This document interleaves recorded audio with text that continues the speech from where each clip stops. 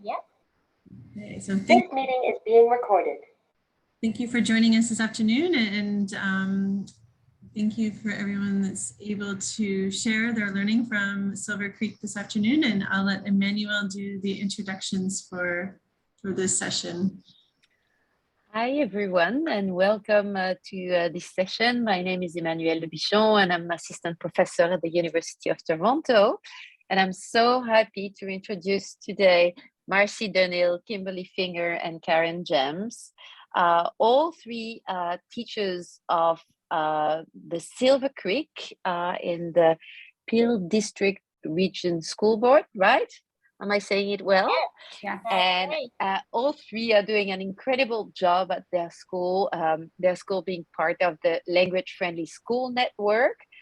Roberto Di Prospero is their principal. And they all joined the language team of their school 2 years ago when the school decided to enter the network of the language-friendly school. It was the third school of all schools who joined, and the first in Canada. Marci is ESL and special education teacher. Karen is also ESL and special education teachers. And Kimberly is half teacher librarian and half ESL.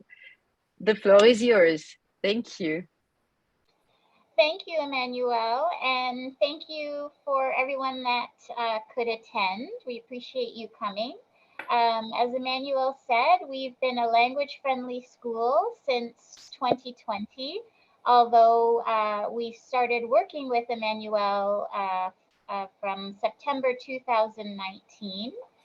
And Language Friendly School is a program that was developed through the Rutu Foundation, and the co-founders are Dr. Emmanuelle Lepichon-Wortsman and Dr. Ellen Rose Campbell, who's from the Rutu Foundation. So here is a picture of the day that we became a language-friendly school, and the students holding the signs are our ambassadors, or were our ambassadors at the time. And in the background, I don't know if you can see, is Dr. Antoinette Gagné, who is another professor at OISE. That's me in the background, and then Roberto Di Prospero, who is our principal, and then Dr. Jim Cummins. And then Emmanuelle is beside Dr. Jim Cummins, and then in the corner is Shirley Spiteri, another teacher colleague of mine. Our school is about 300 approximately students, and amongst those 300 students, we have over 30 languages spoken at our school. Our top languages are English, Arabic, Telugu, Tamil, and Hindi. And moving on to the next slide. This is from the Language Friendly School website. So we looked at this when we first started talking about becoming a language friendly school. And it's just kind of a summary of all the things that schools and classrooms should be doing and not doing to be a language-friendly school. So I won't go through all of them, but it's things like making sure that all languages are visible in the school as well as in classrooms, not discouraging students from using their home language, so encouraging their home language use at school to learn and to socialize as well, providing PD to staff and the community on the benefits of being a language-friendly school, making sure that we're all reflecting on our own values and ideas surrounding language and cultural and ethnic diversity. So those are some of the things that we actively work on as a language-friendly school. Marci, you might want to push the slideshow mode. so that we see the slide bigger. Oh, sure. I'm sorry about that.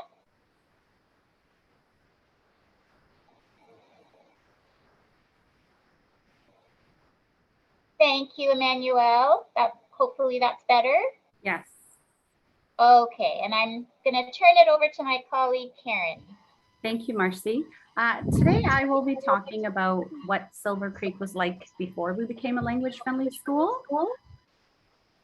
The culture at Silver Creek and the climate was very different as opposed to now.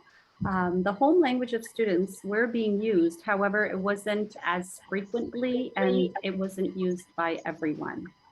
The home languages were used more often in support groups when the ESL teacher was supporting students and they were encouraging it based on research, right? So in those types of situations, the students were comfortable using the home language, but not in a classroom setting, not in front of peers that were speaking different languages. So even though I would encourage students to use their first language when they were learning new vocabulary words, participating in discussions, working on writing activities or having social conversations, I found that they were excelling, right? They enjoyed it and it was benefiting them in lots of ways. However, this was not embraced school-wide, and there was a few teachers that collaborated and wanted to use the home language, but not all staff willingly welcomed and encouraged to use their students to use their home language in the classroom. Some teachers were of the mindset that if students use their home language, it would prolong them from learning English, when in fact, we know that research shows that if you use your home language, your language acquisition is better, right? You learn the language at a faster pace and you're more able to learn the language. So a lot of educators weren't aware of the benefits of the students using their home language. So moving forward 4 years ahead, and since we've become a language-friendly school, I've seen that Silver Creek has changed in a positive way. It has changed the mindset of educators and the students, which has created a climate that embraces diversity. Many teachers have continued to rethink their practice and embrace the students' language to ensure student success. Staff has continued to build capacity in more culturally responsive teaching, as well as collaborating with a support team to participate in language-friendly activities. Also, the school climate has changed because teachers have become more accepting, right? And it also has made students proud, and students want to use their first language, whether it's through announcements or different displays in the hallway. And they're not reluctant to speak anymore because it's embraced. And if you go into classrooms, as you're going to see shortly, some of the activities, it's everywhere at Silver Creek. Okay, I think overall it has been a domino effect. Once a few teachers were on board, other teachers were engaged and wanted to incorporate the students' home language. Gradually, teachers started asking questions and they understood the importance of one's home language and how it supports students' academic success. For me, language is an important part of one's identity, and it has allowed people to feel valued and has set them up for success. I think being a language-friendly school has helped transform our classrooms into a multilingual environment where all students can succeed. So I just want to briefly go through some of the slides to share some of the works that the students that I support have done or that other teachers have done in their classroom. So this is just a simple chart that we do at the beginning of the year where it displays the home language of the students in the class. So it has the language, how many seats fit in the class, and the names of the speakers. Next slide, please, Marci. And again, in the classroom, you will see that students are not only writing in English, they're using their first language and they don't need to be asked, they're so readily doing it. And we always make sure that it's embraced by putting it up somewhere where it's visible to show them the importance of their first language. So it's students writing their names, and someone wrote Vanakkam in Tamil, which means hello. Next slide, please. This is students in grade 4. They created dual language books using Book Creator. So they wrote the story in English. We used Google Translate to translate it into Arabic, and then they recorded themselves reading it in Arabic. Next slide, please. These are some more examples of other students in grade 4 that have used Book Creator to create dual language books. And they recorded it so that other newcomers coming to the school, if they were unable to read it in English, they would be able to listen to it in Arabic, right? And have that comfort. Next slide, please. So this is a display that the grade 4s also did for Black Heritage Month and beyond. And they picked different people to research, and then they translated it into different languages that was representative of the school. As Marci stated before, there are over 30 different languages spoken at Silver Creek. So we tried to use many of the languages. So the students would pass by and they could read it in their first language. Next slide, please. This is an example of Hindi and Arabic. Next slide, Marci. As well, in the front of the school, you'll see our mission statement. And in our mission statement, we emphasize that we're a language-friendly school and all languages are welcome. And what we did was we translated it into all the languages in our school so that when parents walk in, they can read it in their first language. And Emmanuelle and her team has helped us with the translation as well, because there were so many different languages that we needed. So they were able to assist us. Next slide, Marci. So this is some of the languages. If you can see, there's Arabic, Telugu, Tamil, Portuguese, Albanian. Next slide, please. And this is our ambassadors. We have a bulletin board with ambassadors, and usually it has pictures of all the students that have signed up to be ambassadors. But because of COVID and students can't mix cohorts and things like that, we've displayed the different types of languages that are spoken, some flags and other information to represent the diversity in our school. Next slide, please. Pre-COVID, we would have assemblies and we would have the ambassadors at the door welcoming the parents in different languages, so that when parents come into our school, they know that their language is valued, and it's something that they can come into the school and speak their language. They don't have to not speak their language and just speak the school language. So we wanted to make sure that was emphasized, and our ambassadors helped us do that. Next slide, please, Marci. And again, this is another picture of them at the door greeting parents in different languages, and on their tags, it says what language they speak, and it says, it welcomes the parents to the school. Thank you. Kim, I'm going to pass it over to you. Sure. So as Emmanuelle said, I am the teacher librarian here at the school, as well as being part of the ESL team. So the first slide that you're seeing is kind of the initial thing that we did when we were trying to incorporate aspects of language-friendly schools is we put up signage in as many of the languages as we could of the students who are in our school, so reflective of their language. And so we've kept that up because the kids like to come by and identify which language is theirs, and they're very proud to be able to point out when they recognize their language. Next slide, please, Marci. So what we do have here, prior to my taking over the library, we kind of had a bookshelf with all of our dual language books in it, but we were doing a renovation at the school, and we were able to now have an entire shelving unit that's now dedicated to our dual language book collection. And if you show the next slide, Marci, you can see we have an ever expanding collection. So all of these bins are different languages, dual language books that we have available for our kids to sign out from the library or to read while they're here in school. So we're proud of that, and we keep Every year when I kind of get my budget, I allot a certain amount of money into growing our dual language book collection. Next slide, please, Marci. So the other thing we've done is I've created a bookshelf with student created texts. Not all of them are dual language, but we try to have as many dual language as we can.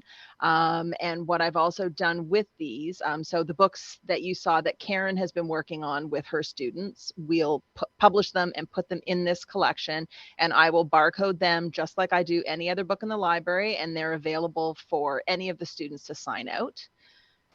Next slide, please, Marci.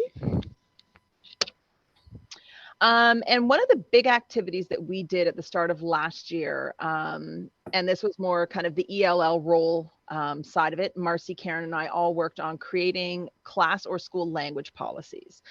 So if you take a look, the freedom to express ourselves through language is a fundamental human right. I've shown the students where in the United Nations Convention on the Rights of Children that it protects their right to language. So one of the big projects that we did was school-wide, we created class language policies. Next slide, please, Marci. So one of the things that we did is we started off using a mentor text about a little girl named Seda who moves to another country and doesn't have the language. And it's how a little friend and her kind of explore communicating together. And so one of the key things that we discussed with the kids was what is language and how does it help us? We're learning what a policy is. And then having the kids come out with what's important to them. And so this is an example of one of our grade 5 classes who did their Charter of Rights and Freedoms for language. Their first was to speak our first language, to understand new words, help our learning, translation, and socially. The second is we cannot be exclusive when speaking. So even if you're speaking your first language, it's trying not to leave other people out as well. Number 3 was you can learn about any language that you want. Number 4, being respectful of language, not using inappropriate words. And number 5, if you don't know a word, using a resource to get that word in first language. So that's kind of an example. And we did that school-wide, even with our online classes last year. And you could very easily then take this idea and translate it into creating a school language policy if you want one kind of cohesive policy. Next slide, please, Marci. And then one project that I did this year with our grade 3, 4s, and 5 students is we created dual language projects based on a book I found called The Map of Good Memories.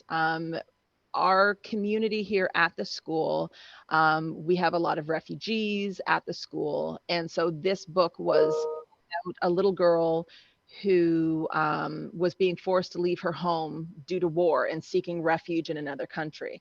And so she went through and she created this map of good memories of all the places that were important to her and meant something to her.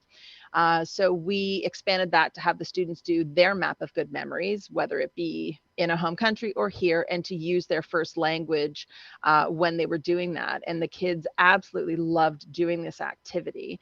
I have a couple of examples on the next screen there, Marci. This was a grade 4 class. And so this was kind of their interpretation, and you can see that some of them, one of them was translating into Vietnamese, another one I believe was Urdu that they were translating some of theirs into. So those are the kind of activities that I try to come up with in the library, as well as what we try to do as a school on the ELL team. But things where the kids can incorporate first language to help themselves out or to help explain things or just to show pride in their home language. So Marci, I'll turn it over to you now. Thank you. Okay, I'm going to talk about some school-wide initiatives as well that we've done at Silver Creek. When I first arrived at the school 3 years ago, we wanted to do something to make all students and families and staff feel welcome. So we decided to make a welcome tree, And the ESL team went into classrooms and read a mentor text, and we talked to students about how do we make people feel welcome? What does it mean to feel welcome? And then we gave each student a leaf, all the way from kindergarten up to grade 5, which is our school. And they wrote a welcome message on each leaf. And some of them wrote in their first language, some of them wrote in English, whatever they wanted to do. And then we added those messages to our welcome tree and put it in our front office so that when anybody walked into the school, they felt welcome. Another initiative that we did before COVID, when we had Meet the Teacher Night, when parents and families came in, we asked them to write one wish that they had for their child or children in their first language or whatever language they felt comfortable. And they wrote it on these little hearts. And then we put those up at the front of the school as well. And it was really heartwarming to see families together. You can see this little girl smiling that her dad is writing her a message. And this is a close-up of one of the messages in English and I believe Hindi as well. I'm not 100% sure, but I think it's Hindi.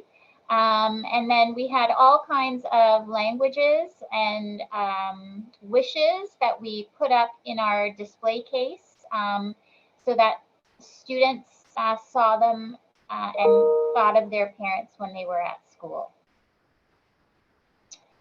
Another school-wide initiative that we started to focus on more specifically last year, Karen, Kim, and I went into classrooms and talked about what identity means.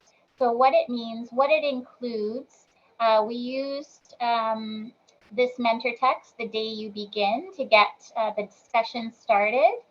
And we also used the identity standards from the Learning for Justice website. If you haven't heard of it, it's a great website. It's learningforjustice.org. So we use these standards to kind of guide our discussion and our learning. And we also used Jim Cummins' work on identity texts. And we had students create identity texts. They could do whatever they wanted. So in this case, the student decided to do a tree to represent herself. We had other students doing a digital flat lay, some doing self-portraits, videos.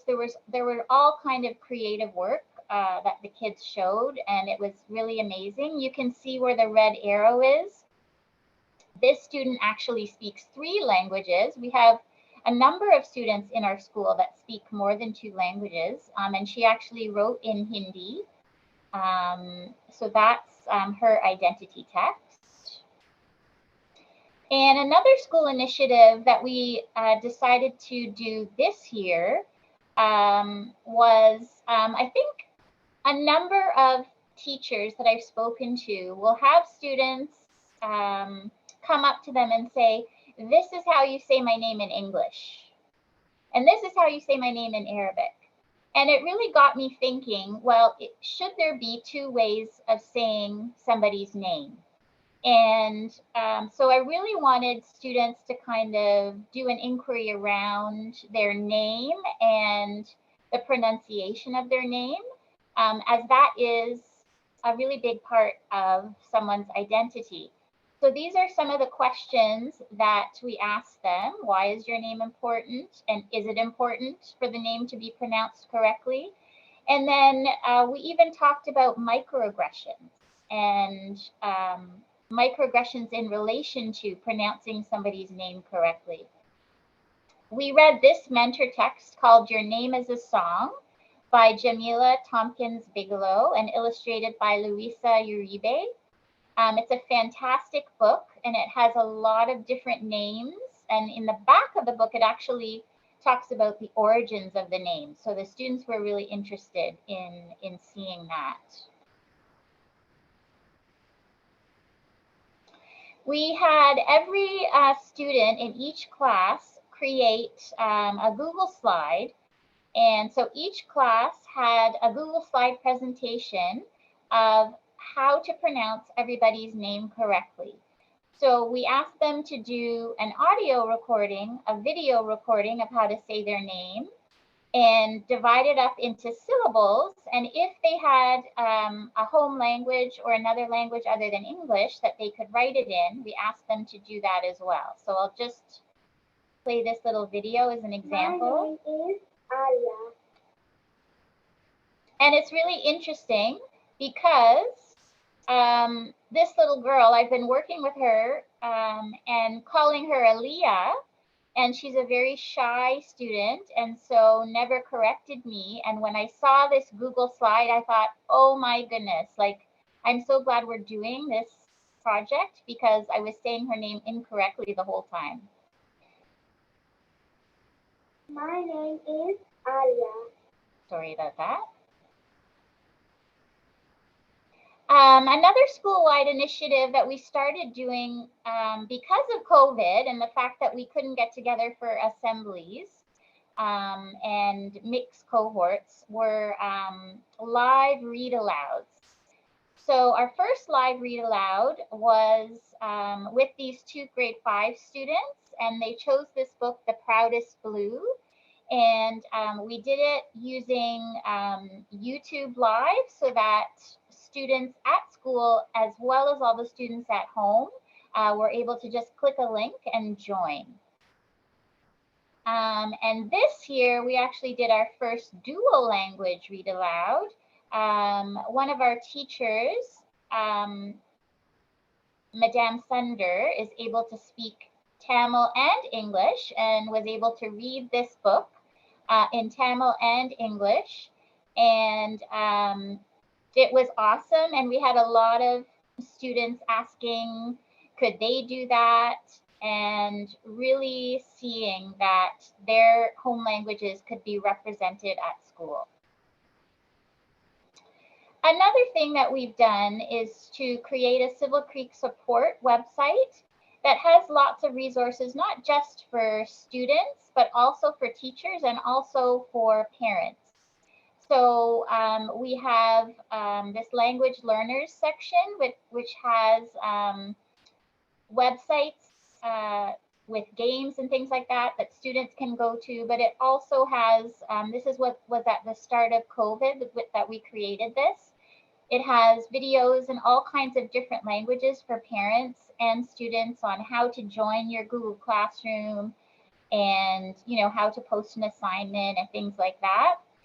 And another thing that we started doing was we continued to do language of the month for the past few years, but we started doing choice boards when we started teaching digitally, so that kids could explore different languages through that choice board.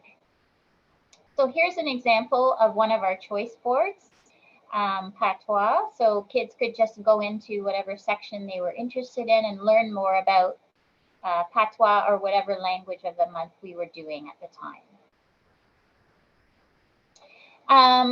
And one of the great things that's happened since we've become a language-friendly school, and Emmanuelle has shared her information and the research about why it's important to be a language-friendly school, is classroom teachers have really gotten behind the initiative and really have seen the benefits of it. So this is an example of an anchor chart that a teacher put together for students in her class that were debating the benefits or not of mining, having mining in their town.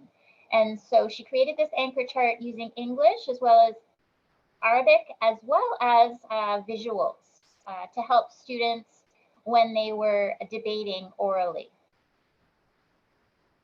And these students are working with Google Read and Write assistive technology, and they were thinking about and reviewing 2021 and writing their thoughts about it. So they were using the feature Talk and Type to record their thoughts in English, And as well, if you don't know about Google Read and Write, you can also switch it to Arabic, and students can talk and type in Arabic, and they can actually listen back in Arabic if you switch the voice to Arabic. And this we found is really beneficial for a lot of our students, because a lot of our students are able to speak other languages, but they're not necessarily able to read or write in that language. So this is a great feature that we have them using. This is an example of a student in grade 2 who just spontaneously decided to write her name both in English and both in Arabic. She had just learned how to write her name in Arabic, and she was very proud to show it. And I thought this was a really cool example because she obviously knew that English script goes from left to right and that the Arabic script goes from right to left. So you can see the clear distinction between the two. This is another example in a grade 5 class. The teacher had some math words on the wall, and a student approached the teacher and said, "Can I write all these math words in my language?" And the teacher said, "Of course." And so now it's a dual language math wall in the classroom. This is an example of another teacher, Mrs. Alexandris, who has a multilingual wall in her room with all kinds of things. So it has flags that the students have made of the countries that they've come from. It has a bunch of different languages. You can see this is a hello poster up here. And the students really love this and know that they are fully represented in that class. And one of the other ways that we really try to incorporate language-friendly pedagogy is with the parents, because parents and families are, of course, part of our school community. So we've tried over the past few years to really involve them and use their the languages that they're comfortable in. So we had a settlement worker virtual meeting with them, and we actually were able to have closed captions in 7 different languages happening at the same time. So parents were able to, if they weren't able to understand the English, they were able to follow along and understand what was happening in the meetings. And as well, we've tried to share all kinds of resources with parents, multilingual resources. So we've shared, for example, these mental health resources, because we know that that has really been a concern for parents and teachers throughout the pandemic. We've sent multilingual resources home regarding report cards. COVID as well. There's an amazing teacher called Kimiko. Her Twitter handle is ESL Fairy. If you're not following her, I highly recommend that you do. She shared a slide deck about COVID with visuals and multilingual. So we shared that with parents as well. So after hearing all of the things that we're doing at our school, why? Why are we a language-friendly school? Why do we think it's important? Well, like Karen said, not all teachers did think it was important. But now we know that the research behind it shows that students learn better and do better and actually faster when they are able to learn through their mother tongue. And it also benefits students and families in all kinds of other ways. It increases their self-esteem. They feel like they really belong at school. They feel like they can show their full identity. They can come completely to school and not just show part of themselves at school. So there's so many benefits that we've seen at school, and we're really excited about. If you are interested in becoming a language-friendly school or even want to find out more about it, This is the roadmap that is on their website. You can access the website, Language Friendly Schools.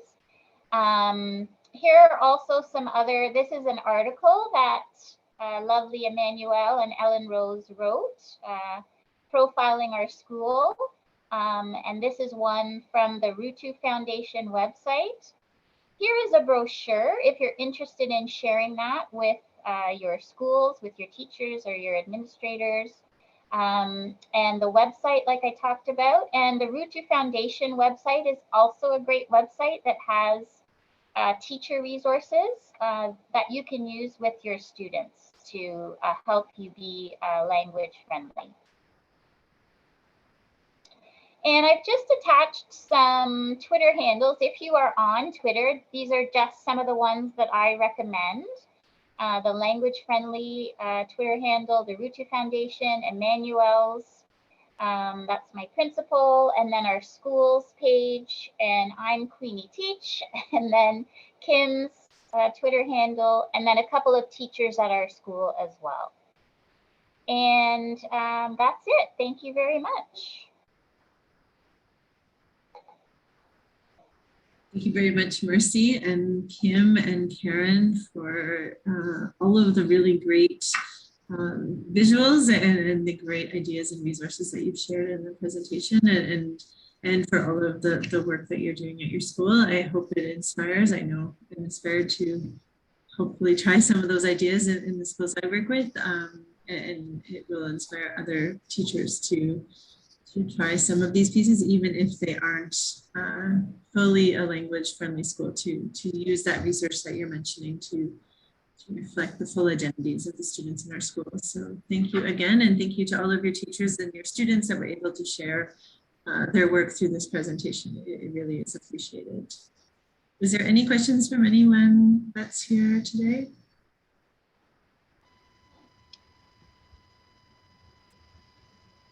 I just wanted to say how impressed I am. Every time I look at it, I'm so impressed by the new activities you added, and really you are doing an awesome job. I really recommend people to reach out to Marci, Kim, and Karen, because they have a lot to share. So thank you so much for this amazing presentation. Mm-hmm. And thank you, Emmanuel, for all of your help with sharing this information and with sharing the research. It's really important.